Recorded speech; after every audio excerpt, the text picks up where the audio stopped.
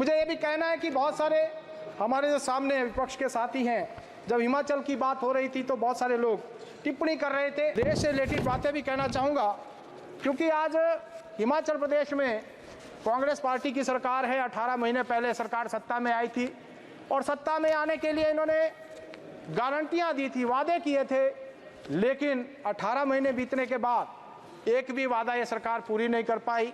विकास को ग्रहण सा लग गया है और जो योजनाएं पूर्व सरकार ने हिमाचल प्रदेश में स्वीकृत की थी, उन योजनाओं को बंद करने का काम किया। मैं आपके ध्यान में लाना चाहता हूं कि आयुष्मान भारत योजना की तर्ज पर हिमाचल प्रदेश में हिमकेयर स्वास्थ्य योजना प्रदेश सरकार ने शुरू की थी, जिसमें प्रत्येक व्यक्ति को मुफ्त इलाज की सुविधा दी गई थी। लेकिन इस सरकार ने सत्ता में आने के बाद उस योजना को बंद कर दिया। आज प्रदेश के लोगों के लगभग 370 करोड़ रुपए के जो बिल हैं विभिन्न हॉस्पिटलों के, वो उनका देना बाकी है, लेकिन सरकार ने इस योजना को स्क्रैप कर दिया है और प्रदेश की जनता के ऊपर एक बहुत बड़ा, जो मैं कहना चाहूँगा, कुठाराघात किया है। सभापति महोदय, थोड़ा समय और चाहिए। मैं ये कहना चाहूँगा कि जिस प्रकार से पहाड़ी क्षेत्रों में और विशेष रूप से मैं कहना चाहता हूँ कि हिमालय राज्यों की जो भौगोलिक स्थिति है, जहाँ पर बार बार बादल फटने की घटनाएं होती हैं, भूकंप, ओलावृष्टि और ऐसी प्राकृतिक जो आपदाएं हैं वो समय समय पर आती रहती हैं, जान माल का भारी नुकसान होता है। इन राज्यों में विशेष रूप से मैं पहाड़ी राज्यों की बात करना चाहूँगा, जिसमें चाहे हिमाचल प्रदेश है, उत्तराखंड है, असम है, जम्मू कश्मीर है, मणिपुर है, मिजोरम है, अरुणाचल, मेघालय, सिक्किम, नागालैंड, त्रिपुरा, ऐसा करके जो राज्य हैं, इनके लिए जैसा कि पूर्वोदय की तर्ज पर एक अलग से मंत्रालय या फिर मंत्रालय में एक विभाग गठित किया जाए, जो इन क्षेत्रों में जो इस प्रकार की प्राकृतिक आपदाएं आती हैं उनका निरीक्षण करे और समय समय पर इन प्रदेशों को उनकी आवश्यकता अनुसार सहायता भी मुहैया करवाए। ऐसा मैं आपके माध्यम से केंद्र सरकार के ध्यान में इस बात को लाना चाहूँगा। मेरे संसदीय क्षेत्र में एक CCI सीमेंट प्लांट लगा है, जो कि जिला सिरमौर में राजबन में है। ये काफ़ी छोटा प्लांट है, इसको उन्नत किया जाए ताकि, क्योंकि वहाँ रॉ मटेरियल की कमी नहीं है और ज़्यादा उत्पादन हो सके। इसी प्रकार से CRF PMGSY में विशेष ध्यान हिमाचल प्रदेश का दिया जाए। माननीय सभापति महोदय, मैं आपका बहुत बहुत आभार प्रकट करता हूँ।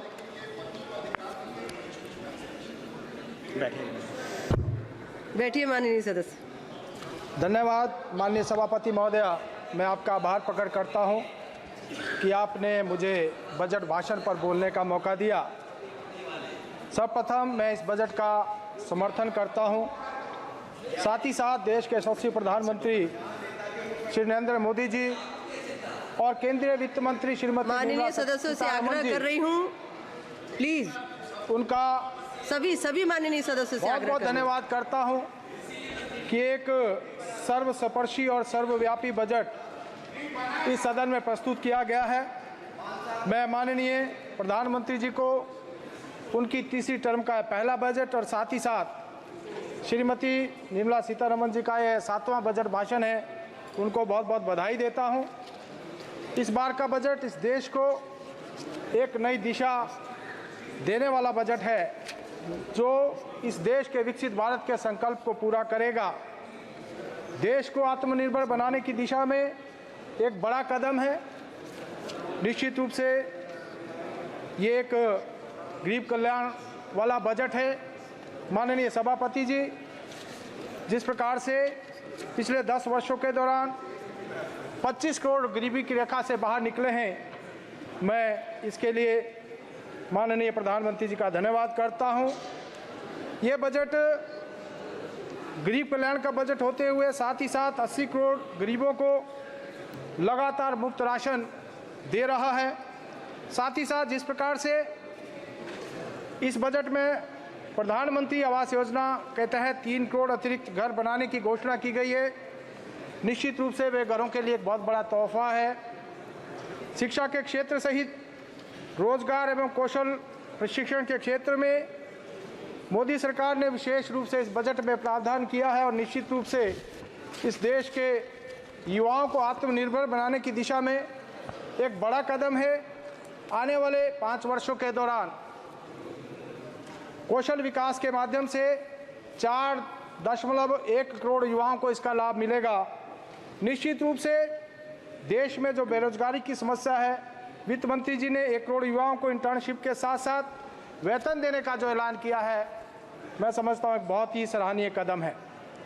केंद्रीय बजट में जिस प्रकार से युवाओं, महिलाओं, श्रमिकों, किसानों, शिक्षा, कौशल विकास तथा एमएसएमई के लिए विशेष तोहफे दिए गए हैं और साथ ही साथ जिस प्रकार से प्रदेशों को बाढ़ प्रबंधन और उससे जुड़ी परियोजनाओं के लिए सहायता प्रदान करने की घोषणा की है माननीय प्रधानमंत्री जी का और विशेष रूप से माननीय वित्त मंत्री जी का, मैं इसके लिए बहुत बहुत धन्यवाद करता हूं। मैं सभापति महोदया, माननीय प्रधानमंत्री जी और माननीय वित्त मंत्री जी का हिमाचल प्रदेश को जो वित्त वर्ष 2024-25 में पिछले वर्ष जो आपदा आई थी और जिसके कारण हिमाचल प्रदेश को बहुत नुकसान हुआ था, देवभूमि में बादल फटने से, भूस्खलन से विकास की जो गति शून्य पड़ गई थी और हिमाचल प्रदेश को दशकों पीछे जिसने धकेल दिया था, 509 लोगों की जिसमें मृत्यु हुई थी और ऐसा जख्म जो है बहुत सारे परिवारों को दे दिया गया जो कि ताउम्र भरा नहीं जा सकता। ऐसे समय में जो प्राकृतिक आपदा के समय में पुनर्वास के लिए आर्थिक मदद देने का ऐलान किया है, मैं माननीय प्रधानमंत्री जी का इसके लिए बहुत बहुत धन्यवाद करता हूं, बहुत बहुत आभार प्रकट करता हूं। मुझे ये भी कहना है कि बहुत सारे हमारे जो सामने विपक्ष के साथी हैं, जब हिमाचल की बात हो रही थी तो बहुत सारे लोग टिप्पणी कर रहे थे। मैं कहना चाहूँगा कि हिमाचल प्रदेश जो एक पहाड़ी राज्य है और मैं समझता हूँ वहाँ पर आज कांग्रेस पार्टी की सरकार है और अगर हिमाचल प्रदेश को किसी प्रकार की मदद मिलती है तो निश्चित रूप से, क्योंकि ये तो इंडी गठबंधन का हिस्सा है, इन लोगों को भी खुशी होनी चाहिए। लेकिन मुझे दुख के साथ कहना पड़ रहा है कि बहुत सारे लोग इस बात को लेकर काफ़ी दुखी नजर आए, जो कि मैं समझता हूँ अच्छी बात नहीं है। उनको भी अपने क्षेत्र, अपने प्रदेश की बात रखनी चाहिए। मैं विशेष रूप से धन्यवाद करना चाहूँगा कि जिस प्रकार से केंद्र सरकार ने आपदा के कारण जो हिमाचल प्रदेश को क्षति हुई थी, 16,000 आवास, प्रधानमंत्री आवास योजना कहते थे, हिमाचल प्रदेश के लिए स्वीकृत किए और जिनके घर बह गए थे, जिनके घर ढह गए थे, मैं समझता हूँ एक बहुत बड़ी सहायता उनको हुई। 1732 करोड़ रुपए हिमाचल प्रदेश की सरकार को एनडीआरएफ के तहत केंद्र सरकार ने मुहैया करवाया ताकि जो क्षति हुई उसकी भरपाई की जा सके। साथ ही साथ 2643 करोड़ रुपया प्रधानमंत्री ग्राम सड़क योजना तृतीय के तहत दिया गया, जो कि एक हिमाचल की सड़कें जो भारी बरसात के कारण और जो पुल खराब हो गए थे उनको फिर से बनाया जा सके। मैं समझता हूँ बहुत बड़ा कदम है। इसके अलावा भी जिस प्रकार से हिमाचल प्रदेश को हर प्रकार से सहायता पहले भी दी गई और आने वाले समय में भी देने की घोषणा केंद्र सरकार ने की है, निश्चित रूप से एक बड़ा कदम है। और इस बार के बजट में भी जिस प्रकार से हिमाचल प्रदेश को 10,351 करोड़ रुपए की से ज़्यादा की राशि स्वीकृत हुई है, एक बड़ा कदम है। वो चाहे रेलवे क्षेत्र की हम बात करें, एयर कनेक्टिविटी की बात करें या फिर रोड इंफ्रास्ट्रक्चर को बेहतर बनाने की दिशा में दिया गया है, एक बहुत बड़ा कदम है। और विशेष रूप से 2,968 करोड़ रुपया जो रेलवे के तहत स्वीकृत हुआ है, जिसमें कि मेरे संसदीय क्षेत्र में भी 300 करोड़ रुपया जो चंडीगढ़ बद्दी रेलवे लाइन उसके निर्माण के लिए स्वीकृत हुआ है। मैं माननीय रेलवे मंत्री जी का भी इसके लिए और केंद्रीय वित्त मंत्री जी का धन्यवाद करता हूं। अमृत योजना में भी 4 रेलवे स्टेशन, जिसमें शिमला का रेलवे स्टेशन, उसका भी उन्नयन किया जाएगा, एक बहुत बड़ा धन्यवाद माननीय सदस्य। सभापति महोदय, थोड़ा समय और चाहिए। मैं ये कहना चाहूँगा कि जिस प्रकार से पहाड़ी क्षेत्रों में और विशेष रूप से मैं कहना चाहता हूँ कि हिमालय राज्यों की जो भौगोलिक स्थिति है, जहाँ पर बार बार बादल फटने की घटनाएं होती हैं, भूकंप, ओलावृष्टि और ऐसी प्राकृतिक जो आपदाएं हैं वो समय समय पर आती रहती हैं, जान माल का भारी नुकसान होता है।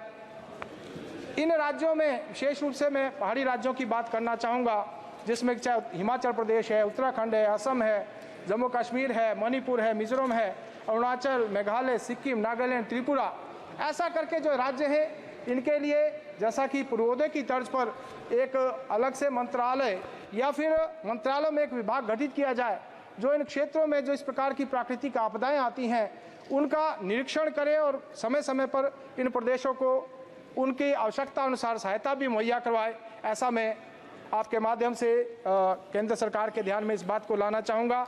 बाकी मैं कुछ प्रदेश से रिलेटेड बातें भी कहना चाहूँगा क्योंकि आज हिमाचल प्रदेश में कांग्रेस पार्टी की सरकार है। 18 महीने पहले सरकार सत्ता में आई थी और सत्ता में आने के लिए इन्होंने गारंटियां दी थी, वादे किए थे, लेकिन 18 महीने बीतने के बाद एक भी वादा ये सरकार पूरी नहीं कर पाई। विकास को ग्रहण सा लग गया है और जो योजनाएं पूर्व सरकार ने हिमाचल प्रदेश में स्वीकृत की थी, उन योजनाओं को बंद करने का काम किया। मैं आपके ध्यान में लाना चाहता हूं कि आयुष्मान भारत योजना की तर्ज पर हिमाचल प्रदेश में हिमकेयर स्वास्थ्य योजना प्रदेश सरकार ने शुरू की थी, जिसमें प्रत्येक व्यक्ति को मुफ्त इलाज की सुविधा दी गई थी। लेकिन इस सरकार ने सत्ता में आने के बाद उस योजना को बंद कर दिया। आज प्रदेश के लोगों के लगभग 370 करोड़ रुपए के जो बिल हैं विभिन्न हॉस्पिटलों के, वो उनका देना बाकी है, लेकिन सरकार ने इस योजना को स्क्रैप कर दिया है और प्रदेश की जनता के ऊपर एक बहुत बड़ा, जो मैं कहना चाहूँगा, कुठाराघात किया है।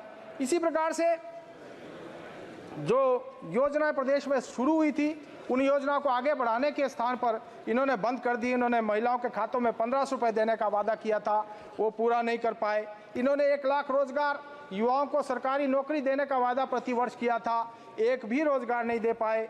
किसानों से दूध खरीदने का वादा किया था, गोबर खरीदने का वादा किया था, वो भी नहीं पूरा कर पाए। इन्होंने 300 यूनिट बिजली देने की भी बात कही थी, लेकिन उसको भी पूरा नहीं कर पाए। एक ऐसी सरकार जो झूठ बोलकर सत्ता में आई और आज प्रदेश को पीछे धकेलने का काम कर रही है। माननीय सदस्य असादुद्दीन ओवैसी जी, मैं आपके माध्यम से प्रदेश सरकार से आग्रह करना चाहूंगा कि इस प्रकार की जो जन कल्याणकारी योजनाएं हैं उनको जो है जारी रखा जाए और हिमाचल प्रदेश को आगे बढ़ाया जाए। अध्यक्ष सभापति महोदया, मैं आपके ध्यान में कुछ अपने क्षेत्र की मांगे भी रखना चाहूंगा जो कि हिमाचल प्रदेश को आगे ले जाने के लिए बहुत आवश्यक है। 2-3 बातें, 2 मिनट और आपके में लेना चाहूंगा। 1 मिनट में अपनी बात 1 मिनट में अपनी बात को मैं समाप्त करना चाहूंगा।